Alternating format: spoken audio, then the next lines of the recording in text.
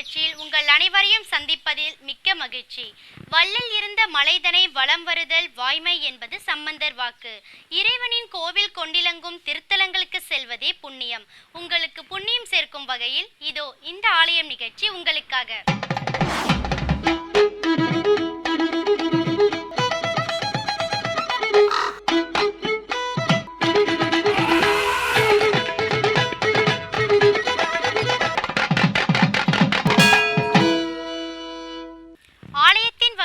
கட்டுமான கலைகள், அமைப்பு முறைகள், வழிபாட்டு ஆகம நிலைகள் என ஒவ்வொரு ஆலயமும் ஒவ்வொரு வகையில் தெரிகின்றன.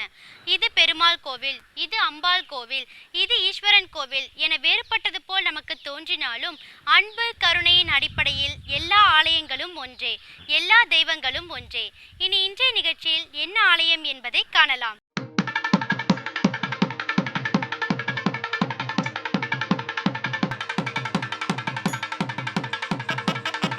ஆலமா மரத்தின் இலைமேல் ஒரு பாலகனாய் ஞானம் ஏழும் உண்டாம் அரங்கத்து அரவின் அணையான் கோலமா மணியாரமும் முத்துதாமும் முடிவில்லாதோர் எழில் நீலமேனி ஐயோ நிறைகொண்டது என் நெஞ்சினையில் என்று பாசுரம் பாடி பக்தர்கள் வணங்கும் சந்தான வேணுகோபாலன் திருக்கோயிலே இது.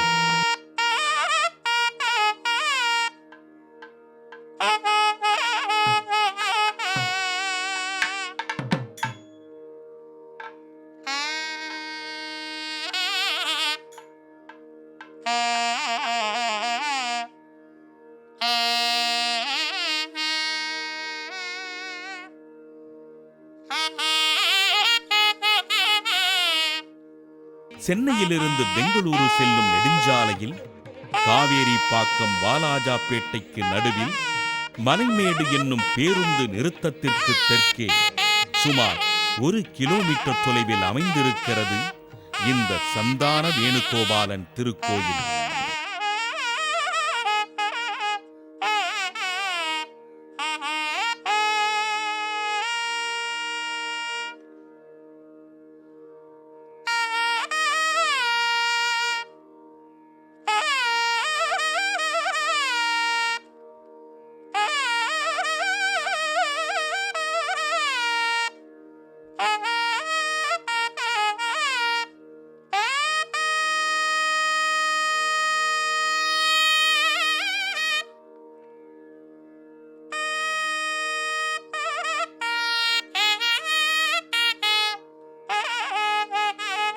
ஏறத்தாழ 500 ஆண்டுகளுக்கு முற்பட்ட இந்த திருக்கோயிலின் வரலாறு தெளிவாக கிடைக்கவில்லை.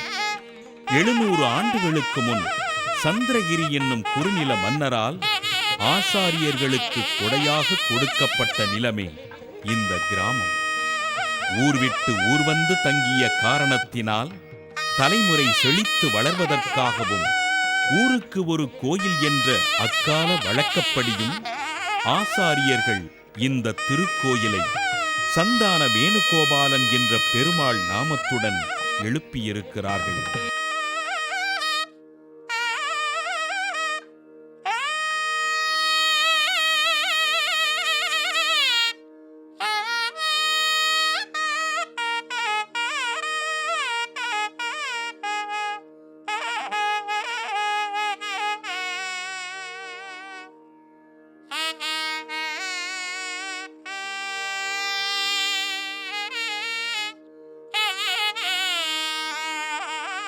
இவ்வாலயத்தின் பெருமான் பிராச்சீனமானவர் சந்தான வேணுகோபாலன் மூலவன்.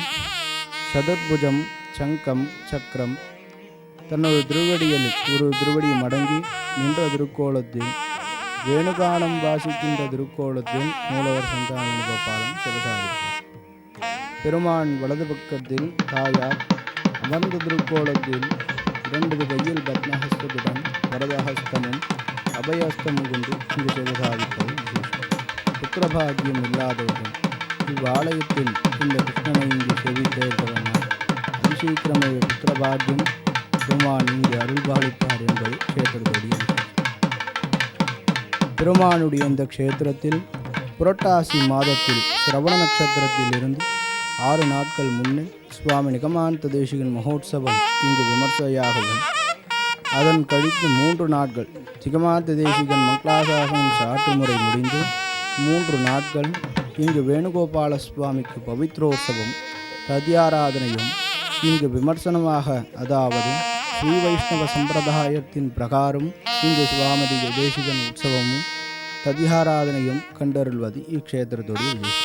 இத்திருக்கோவிலை பற்றிய என்னென்ன கருத்துக்கள் நமக்காக காத்திருக்கின்றன என்பதை காணலாம் வாருங்கள். மூலவராக சந்தான வேணுகோபாலன் 4 தோள்கள் 4 கைகளுடன் அழகு புன்னகையுடன் ஒரு கால் ஊன்றி ஒரு கால் சாய்த்து காட்சியளிக்கிறார். மேலிரண்டு கைகளில் சங்கு சக்கரத்துடன் கீழிரண்டு கைகளால் புல்லாங்குழலை வைத்து வேணுகானம் இசைக்கும் நிலையில் மூலவர் கண்களுக்கு அருள்கோலமாக காட்சியளிக்கிறார்.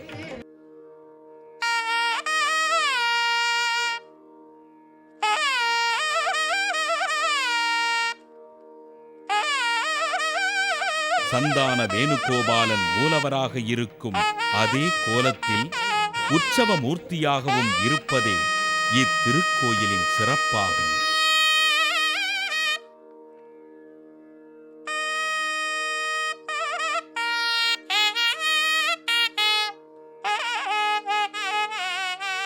மூலவர் சன்னதிக்கு அருகில் தனியே நாச்சியார் தாயார் சன்னதி அமைந்திருக்கிறது.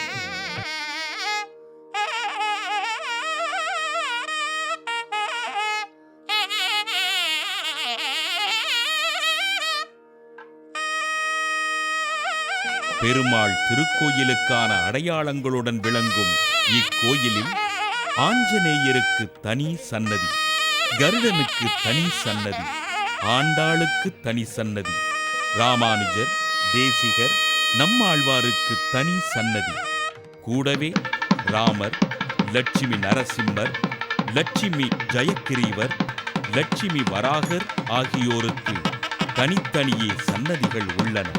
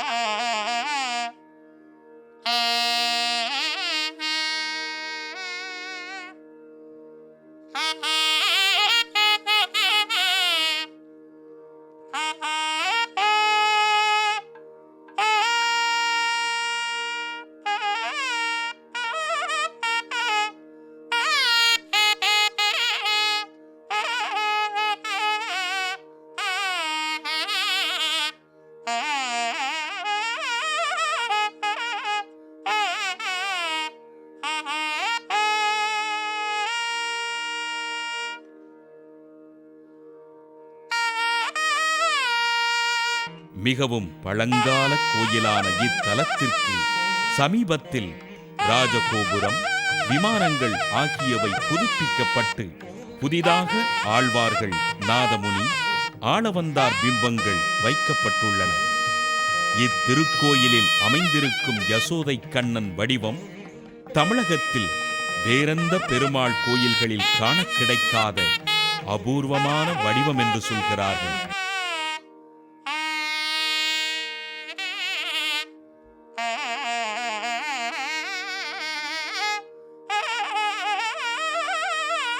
பெரியோர்களால் ஏற்படுத்தப்பட்ட வைகானாச ஆகம விதிப்படி முறையாக இருகால வழிபாடுகள் நடைபெற்று வரும் இத்திருக்கோயிலில் புரட்டாசி மாத பவித்தோற்சவமும், தேசிகர் உற்சவமும், தை மாத வனபோஜன உற்சவமும் விமரிசையாக நடத்தப்படுகின்றன. 500 ஆண்டுகள் பழமையான இந்த சந்தான வேணுகோபாலன் திருக்கோயில் வைணவ திருத்தலங்களில் முக்கியமானதாக அமைந்திருக்கிறது என்றே குறிப்பிடலாம்.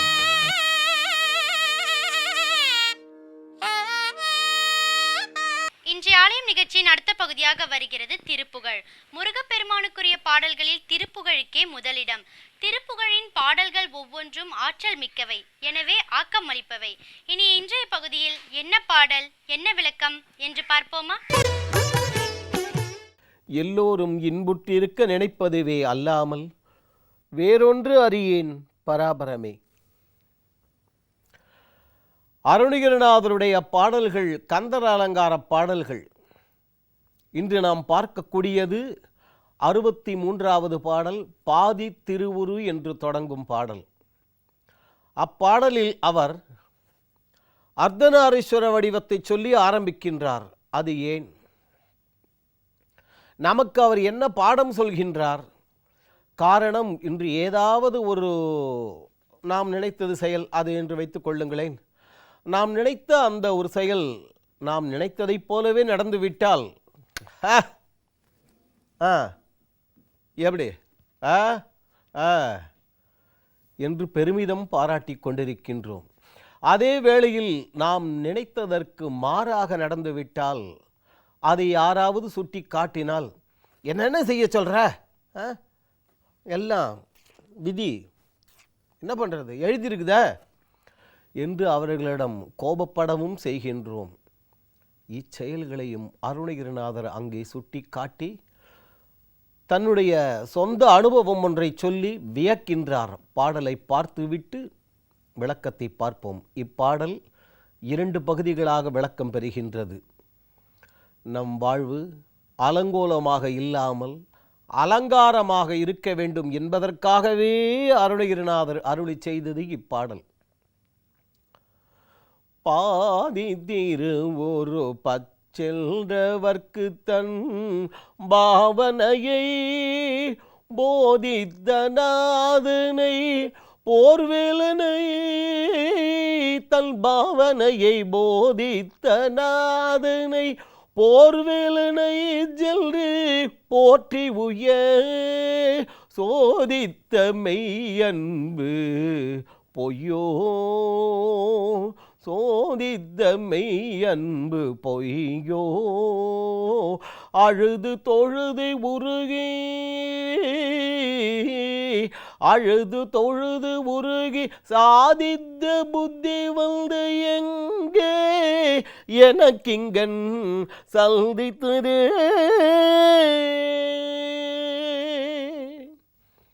பாடலை அவர் தொடங்கும் பொழுது அர்த்தநாரீஸ்வர வடிவத்தை சொல்கின்றார். அதாவது பாதி பார்வதி அம்பிகை, பாதி சிவபெருமான் என்று சொல்லக்கூடியது. இந்த வடிவத்தை சொல்லி ஏன் தொடங்க வேண்டும்? இதன் மூலம் அருணகிரிநாதர் நமக்கு என்ன சொல்ல வருகின்றார்? திருச்செங்கோடு அர்த்தநாரீஸ்வர வடிவம் எல்லோருக்கும் தெரிந்தது. அர்த்தநாரீஸ்வர கோலத்தை நாம் தியானம் செய்து கொண்டிருந்தால் காம வலையிலிருந்து எளிதாக வெளிப்படலாம், காம வலையில் நாம் அகப்பட்டு கொள்ள மாட்டோம் என்று நம் ஞான நூல்கள் அடித்து சொல்கின்றன. அதன் காரணமாகத்தான் இங்கே அம்பிகை தன் திருமேனியில் பாதி கொண்ட அந்த சிவபெருமான் அர்த்தநாரீஸ்வரர், அப்படிப்பட்ட அந்த சிவபெருமானுக்கு தன் பாவனையை போதித்த நாதனை, நாதன் என்றால் தலைவன், குருபரன், குருநாதர் என்பது பொருள். தன் பாவனையை என்று ஏன் சொல்ல வேண்டும்? சிவபெருமான் வந்து உபதேசம் பெற்கின்றார், அப்படிப்பட்டவருக்கு அதுவும் அர்த்தநாரீஸ்வர கோலம் என்று ஏன் சொல்ல வேண்டும்? நாதா குமரா நம என்று அரணார் ஓதாய் என ஓதியது எப்பொருள்தான். அந்த இடத்தில் அர்த்தநாரீஸ்வர கோலத்தை சொல்லவில்லை. முத்தை தரு 10 திருநகை அத்துக்கரி சக்தி சரவண முத்துக்குரு வித்து குருபரை என ஓதும் முக்கட்பரமர்க்கு. திருப்புகழ் முதல் பாடலிலேயே இந்த ஓம் என்று உபதேசத்தை தகப்பன் சுவாமி என்று சொல்கின்றோமே, அதை சொல்லி தொடங்கி அருணகிரிநாதர் அங்கும் அர்த்தநாரீஸ்வர கோலத்தை சொல்லவில்லை. ஒவ்வொரு விதமாக சொல்கின்றார். ஒவ்வொரு விதத்திலும் நமக்கு பாடம் கிடைக்கின்றது. நாம் ஏதாவது உபதேசம் கேட்கப் போகின்றோம், அல்லது பள்ளியிலோ கல்லூரியிலோ நாம் பாடம் பயிலப் போகின்றோம் என்றால் எவ்வாறு அடக்கமாக இருக்க வேண்டும் என்பதை போதிப்பது இத்தகவல். சிவபெருமானை பாடம் கேட்டார் இப்படி என்று. அதைவிட இங்கே அர்த்தநாரீஸ்வர கோலத்தை சொன்னதற்கு முக்கியமான காரணம், பள்ளியிலோ கல்லூரியிலோ நாம் உருப்படுவதற்காக கல்வி பயிலுகின்றோம் அல்லவா, அந்த நேரத்தில் மறந்து போய் கூட நம்முடைய சிந்தனை, அறிவு, புத்தி, உள்ளம், மனது என்ன வேண்டுமென்றாலும் வைத்துக் கொள்ளுங்கள், அது காமவசப்பட்டு விடக்கூடாது. காமவசப்பட்டால் கல்வி போய்விடும். அதை சொல்வதற்காகவே அங்கே காம வலையிலிருந்து நம்மை மீட்கும் அர்த்தநாரீஸ்வர கோலத்தை சொல்லி இங்கே ஆரம்பிக்கின்றார். தன் பாவனையை என்றால், அதாவது சிவபெருமான் வந்து உபதேசம் கேட்கின்றார். என்ன சொல்கின்றார்? தன் பாவனையை போதித்த நாதன். அப்பா, இப்பொழுது நான் குருநாதன், நீங்கள் சீடன். ஒரு சீடன் குருநாதரிடம் எவ்வாறு அடக்கமாக இருந்து கேட்க வேண்டுமோ அப்படிப்பட்ட பாவனையை மேற்கொள்ளுங்கள் என்கின்றார். சிவபெருமானும் அதை ஏற்றுக்கொண்டார். அடக்கம் அமரருள் உய்க்கும், அடங்காமை ஆறிருள் உய்த்துவிடும். அமரருள் என்றால் சொர்க்கலோகம், தேவலோகம். ஆறிருள் என்றால் நரகம். அடக்கத்தை அவ்வளவு உயர்வாக நமது முன்னோர்கள் சொன்னார்கள். வைணவத்தில் அவர்களுக்கு குருநாதர் வேதாந்த தேசிகர் என்று ஒரு மகான், மிகவும் உயர்ந்தவர், உத்தமமானவர், அவருக்கு தெரியாததே கிடையாது. அப்படிப்பட்ட அவருக்குத்தான் அங்கு திருக்கோவிலில் தீர்த்த பிரசாதம், தீர்த்தம் கொடுக்கின்றார்கள் அல்லவா, அது முதலில் அவருக்குத்தான் கொடுப்பார்கள். அது ஒரு மரியாதை. ஆனால் அவருக்கு அடுத்தது நான் தான் வாங்குவேன் என்று ஒரு சச்சரவே நடக்கும் என்று வைத்துக் கொள்ளுங்களேன். எனக்கு தான், தேசிகருக்கு அப்புறம் எனக்கு தான் என்று ஒரு பெரிய பணக்காரர், கோடீஸ்வரர் என்று வைத்துக் கொள்ளுங்கள். அன்று எனக்குத்தான் இரண்டாவது பிரசாதம், தேசிகருக்கு பிறகு என்று சொல்லிவிட்டார். தேசிகரிடமும் தகவலை சொல்லிவிட்டார். வேதாந்த தேசிகர் அன்று என்ன தெரியுமா செய்தார்? அதை ஒப்புக்கொண்டார். அதே நேரத்தில் அவருக்கு அடக்கத்தை போதிக்க வேண்டும் என்பதற்காக தன்னுடைய அடக்கம் என்ன என்பதை தன் செயலிலேயே நிகழ்த்தி காட்டினார். அதாவது தீர்த்த பிரசாதம் கொடுக்கும் இடத்திற்கு சென்றார், விலகி நின்றார் வரிசையிலிருந்து. எல்லோருக்கும் தீர்த்த பிரசாதத்தை கொடுக்க தொடங்குங்கள். எல்லாருக்கும் கொடுத்தாகிவிட்டது. சுற்றுமுற்றும் பார்த்தார், இனிமேல் யாரும் இல்லை. தேசிகரும் அவருக்கு பின்னால் வாங்க வேண்டிய அந்த பணக்காரரும் தான். இப்பொழுது கொடுங்கள் எனக்கு என்றார். அதன் பிற்பாடு பணக்காரர் வாங்கி கொண்டார். அதாவது அடக்கத்தை அடுத்தவர்களுக்கு தன்னுடைய செயலின் மூலமாக போதித்தார். இதைத்தான் அங்கே சிவபெருமானும் தன்னுடைய பாவனையை அடக்கமாக இருந்து அங்கே உபதேசம் கேட்டு நமக்கு மெய்ப்பிக்கின்றார். அப்படிப்பட்ட அந்த முருகப்பெருமான் நம் எல்லோருடைய உள்ளங்களிலும் இல்லங்களிலும் எழுந்தருளி அமைதியையும் நிம்மதியையும் நமக்கு தந்தருளுமாறு வேண்டுவோம். அவன் அருளுவான். என்ன நேயர்களே, நம் மனதுக்குள் 1000 துயரங்கள் இருந்தாலும் இன்றைய நிகழ்ச்சியை பார்த்தவுடன் அவை மறைந்திருக்கும் என்று நம்புகிறோம். இந்நிகழ்ச்சி குறித்த உங்கள் கருத்துக்களை எங்களுக்கு தெரியப்படுத்துங்கள். மீண்டும் வேறொரு ஆலயம் நிகழ்ச்சியில் உங்களை சந்திக்கும் வரை உங்களிடமிருந்து விடைபெறுவது சரண்யா. நன்றி, வணக்கம்.